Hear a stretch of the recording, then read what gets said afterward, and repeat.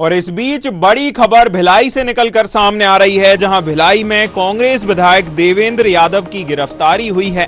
बता दें कि बलौदा बाजार आगजनी और हिंसा के मामले में यह गिरफ्तारी हुई है। नोटिस की तामीली नहीं करने पर पुलिस ने उन्हें गिरफ्तार कर लिया। भिलाई विधायक पर हिंसा भड़काने के आरोप लगे हैं।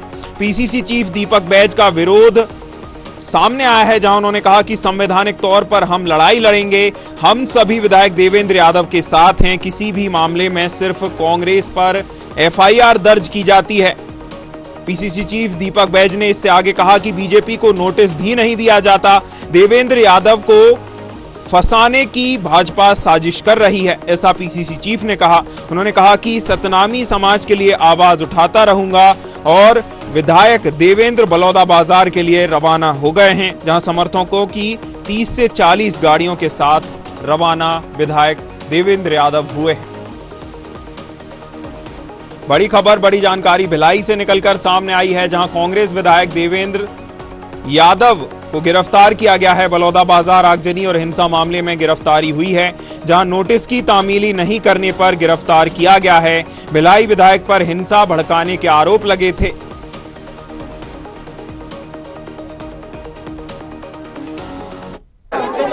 समाज को इंसाफ मिलना चाहिए।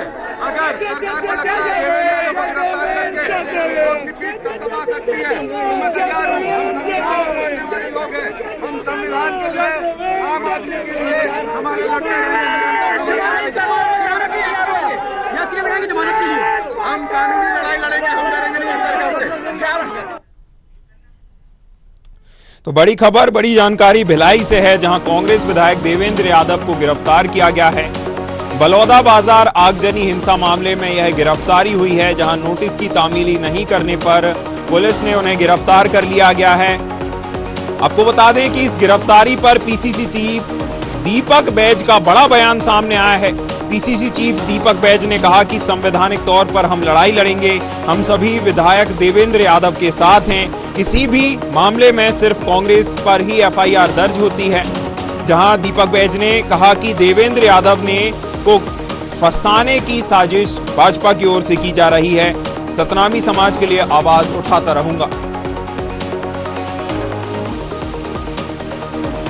आपको बता दें कि पीसीसी चीफ दीपक बैज ने कहा कि देवेंद्र यादव विधायक कांग्रेस से जो बलौदा बाजार के लिए रवाना हो गए हैं। आपको बता दें कि समर्थकों की 30 से 40 गाड़ियां उनके साथ रवाना हुई हैं। खबर पर ज्यादा जानकारी के साथ हमारी संवाददाता संध्या सिंह लाइव जुड़ी हुई हैं भिलाई से। संध्या, जिस प्रकार से विधायक देवेंद्र यादव को गिरफ्तार किया गया है, यह बलौदा बाजार हिंसा का मामला है, जिसमें पुलिस लगातार कोई नए तथ्य निकालकर सामने आ रहे हैं। पुलिस की ओर से भी नए तथ्यों का खुलासा किया जा रहा है। देवेंद्र यादव विधायक कांग्रेस को गिरफ्तार करने की क्या वजह रही, किस तरह के तथ्य निकलकर सामने आए जिसके बाद पुलिस ने उन्हें गिरफ्तार किया? संध्या जी, बीते 10 जून को ऐसा हुआ था कि वहां पे बलौदा बाजार में जो आगजनी की घटना हुई थी, उसमें मुख्य आरोपियों में से एक नाम भिलाई विधायक देवेंद्र यादव को भी लिया गया था। और इसी मामले को लेकर उनको लगातार बलौदा पुलिस के द्वारा 3 बार नोटिस भेजी गई, जिसका उन्होंने न जवाब दिया और न ही वे थाने में उपस्थित थे। उसके बाद पुलिस ने आज तड़के सुबह 5 बजे के आसपास जैसे कि जानकारी मिल रही है, भिलाई पहुंची और उनके निवास पर कुछ समय बाद दोपहर तक पहुंची और वहां उनको गिरफ्तार करने की बात सामने आने लगी। जैसे ये बात भिलाई शहर में फैली, उनके समर्थकों का तांता उनके घर के सामने लग गया और पुलिस बल को काफी कठोर बल प्रयोग करना पड़ा ऐसे हालात उनके घर तक पहुंचने के लिए। उसके बाद इन सब हालातों को देखते हुए प्रदेश कांग्रेस कमेटी के प्रदेश अध्यक्ष दीपक बैज उनके घर पे पहुंचे, पूर्व विधायक दुर्ग अरुण वोरा उनके घर पे और तमाम बड़े नेताओं के पहुंचने का दौर जारी रहा। लेकिन लगातार उन बैठकों के दौर के बीच भी बलौदा बाजार पुलिस देवेंद्र यादव को गिरफ्तार करके रख दिया। आपको यह भी बताना चाहेंगे कि ये ऐसा पहला मामला नहीं है कि देवेंद्र यादव की गिरफ्तारी के केस बहुत दिनों से लगाए जा रहे थे। उनके ऊपर पहले भी कोयला लेवी घोटाले में भी उनका नाम आ गया। कथित एक एमएमएस का उनका जो विधानसभा चुनाव के दौरान जारी हुआ था, उसको भी लेकर के वे पुलिस के समक्ष उपस्थित हुए थे। तो लगातार उनके ऊपर कार्रवाई चल रही थी, लेकिन चूंकि ये बहुत बड़ा एक मामला था जिसमें उनको मुख्य आरोपी बनाया गया और उनके द्वारा नहीं उपस्थित होना, जो कि 3 बार नोटिस जारी किया था, उसके बाद पुलिस ने बल प्रयोग करके हल्का सा उनको गिरफ्तार करके बलौदाबाजार पुलिस अपने साथ ले गई है। जी संध्या, जैसा कि आपने बताया कि इनका कई मामलों में नाम आता रहा है, तो सीधे तौर पर इनका नाता कहीं ना कहीं विवादों से भी लगातार देखा जा रहा है। जैसा आपने बताया कि अन्य मामलों में भी इनका नाम था और लंबे समय से इनको गिरफ्तार करने के प्रयास पुलिस की ओर से किए जा रहे थे या पुलिस इन्हें गिरफ्तार करने की फिराक में थी। इसको लेकर पीसीसी चीफ का बयान सामने आया। पीसीसी चीफ ने कहा कि हम संवैधानिक लड़ाई लड़ेंगे और आगे हम आवाज उठाते रहेंगे, लेकिन उन्होंने क्या इस चीज का जवाब दिया कि 3 नोटिस जो पुलिस की ओर से भेजे गए उस पर तामीली क्यों नहीं की गई, या उनका जवाब देना भी विधायक ने जरूरी नहीं समझा? संध्या, जब मीडिया ने उनके द्वारा ये सब सवाल पूछे गए तो लगातार उस सवालों से बचते हुए सिर्फ एक ही सवाल, चाहे वो प्रदेश अध्यक्ष दीपक बैज हो या फिर भिलाई विधायक देवेंद्र यादव हो, उनका एक ही कहना था कि उनको इस मामले में फंसाया जा रहा है और उनको गलत तरीके से चीजों को पेश किया गया है और उनके द्वारा संवैधानिक लड़ाई लड़ी जाए, चाहे वो दीपक बैज प्रदेश अध्यक्ष या भिलाई विधायक देवेंद्र यादव। लगातार वे लोग संवैधानिक लड़ाई लेने की बात कहते रहे और जब उनकी गाड़ी पुलिस उनको गिरफ्तार कर रही है तो गाड़ी के ऊपर चढ़कर भी अपने समर्थकों के साथ नारे लगाने लगे और एक ही बात हो रहा था कि संवैधानिक लड़ाई एवं सतनामी समाज के लिए वो अपनी लड़ाई जारी करेंगे और किसी भी सवालों का जवाब देने से वे बचते रहे।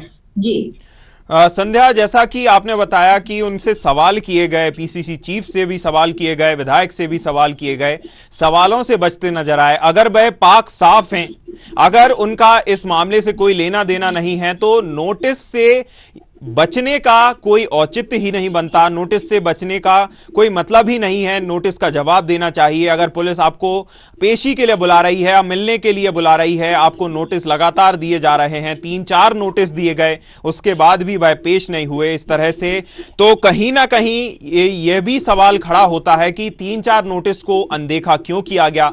क्या यह पहले से कांग्रेस की ओर से बनी हुई रणनीति थी कि जब पुलिस उन्हें गिरफ्तार करने आएगी, हालांकि इतने शॉर्ट नोटिस पे या थोड़ी सी जानकारी पर जब इतनी बड़ी भीड़ कांग्रेस कार्यकर्ताओं की वहां इकट्ठी हो गई, तो कहीं ना कहीं यह भी सवाल खड़ा होता है कि इतनी बड़ी भीड़ और इतने लोग वहां कैसे पहुंचे और पुलिस उन्हें गिरफ्तार करने में पुलिस को इतनी मशक्कत करनी पड़ी। किस तरह की कठिनाइयां पुलिस को सामना करना पड़ा है, किन कठिनाइयों का, जिसके बाद पुलिस उन्हें गिरफ्तार कर पाई है, और क्या इसके बीच में कांग्रेस कार्यकर्ताओं और पुलिस के बीच में झड़प भी देखने को मिली है? संध्या जी देखिए, देवेंद्र यादव एक ऐसा चेहरा है, जब पिछली पूर्ववर्ती सरकार थी भूपेश बघेल जी की कांग्रेस समर्थित सरकार, तो उस दौरान से इनका विवादों का सामना होता रहा है। और जब लास्ट टाइम पिछले साल उनके यहाँ ईडी की जब टीम ने उनके यहाँ कोयला लेवी मामले में दबिश दी थी उनके घर निवास पर, तो भी इनके समर्थकों के द्वारा ऐसा ही एक बवाल किया गया था। उस समय भी पहली बार ऐसा देखने को मिला गया था भिलाई शहर में कि जब ईडी की कार्रवाई चल रही है, कोई सरकारी कार्रवाई चल रही है और समर्थक बाहर बैठ करके हनुमान चालीसा या किसी तरह के पूजे पाठ कर रहे हैं और समर्थकों की भीड़ देखते देखते इतनी बढ़ गई थी कि ईडी को पुलिस बुला करके उस भीड़ को हटाने के लिए कहा गया था और सरकारी कार्य में कहीं ना कहीं बाधा एक तरीके से उत्पन्न करनी गई थी। और वैसा ही दृश्य आज भी देखने को मिला, जहाँ की कहीं ना कहीं 3 नोटिस मिलने के बाद एक कानून का उल्लंघन माना जाता है, लेकिन उनके समर्थक इतना ज्यादा वहां पे थे कि पुलिस के सामने डटे रहे कि उनको अंदर ही नहीं जाने दे रहे थे। तब पुलिस के साथ उनकी धक्का मुक्की और थोड़ी बहसबाजी जैसी भी स्थिति बनी, लेकिन पुलिस ने समय रहते स्थिति को कंट्रोल करते हुए उन्हें गिरफ्तार किया और उसके पहले काफी बातचीत का दौर भी चला, उसके बाद उनको गिरफ्तार किया गया। देवेंद्र यादव एक ऐसा चेहरा है जो लगातार उनका विवादों के साथ कुछ ना कुछ सामना होता रहा है और हर मामले में वो यही कहते हैं कि उन्हें फंसाया जा रहा है। ये एक तो जांच का विषय है कि आने वाले समय में उनके ऊपर अगर आरोप सिद्ध होते हैं या जांच में सही पाया जाता है तो क्या कार्रवाई होगी, लेकिन कहीं ना कहीं 3 नोटिस की जो जारी पुलिस के द्वारा की गई थी, जो कि सरकारी आ रहे हैं तो उनको कहीं ना कहीं एक उसमें अपने भलमा नाश्ता दिखाते हुए उसमें उसका जवाब देना था, या उनको उपस्थित जो कि वो नहीं हुए, और इस तरीके से उनके समर्थकों द्वारा घेराव करके पुलिस को रोकना कहीं ना कहीं एक अनुचित कार्य है, जिसकी चर्चा शहर में भी होती रही। और जिनका लोगों का भी, आम जनमानस का भी मानना है कि पुलिस अगर कार्रवाई करने पहुंची या सरकारी कर्मचारी अपना कार्य करने पहुंचे तो उनको सहयोग करना चाहिए। जी बिल्कुल, लगातार लग रहे हैं गंभीर आरोप, लेकिन फंसाने का वह प्रत्यारोप करते हैं। बहुत शुक्रिया संध्या आपका जुड़ने के लिए, हमारे साथ चर्चा करने के लिए।